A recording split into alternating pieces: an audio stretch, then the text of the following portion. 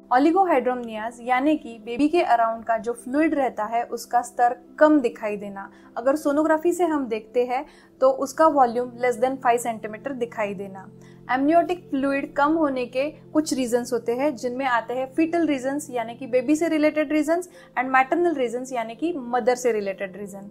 Fetal reasons में सबसे पहला एंड इम्पॉर्टेंट रीजन है congenital anomalies of the gastrointestinal tract of the baby, यानी कि बेबी के इसोफेगस यानी कि फूड पाइप से लेके या स्टमक या फिर इंटेस्टाइन में कुछ ऑब्स्ट्रक्शन रहना।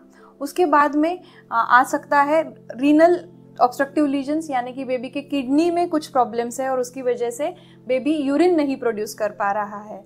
उसके साथ स्पॉन्टेनियस या फिर pre mature rupture of membranes भी एक रीजन होता है, जिसके कारण बेबी के अराउंड का पानी कम दिखाई दे सकता है हमें।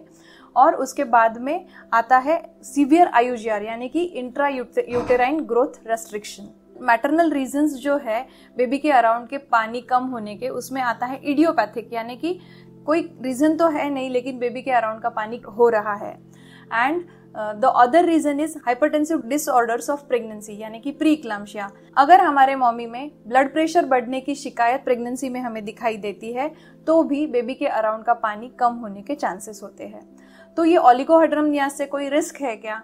बिल्कुल। अगर आपके बेबी में या आपकी सोनोग्राफी में आपके डॉक्टर आपको बताते हैं कि बेबी के अराउंड का पानी कम है तो आपको डिलीवरी जल्दी करने की सलाह दी जा सकती है।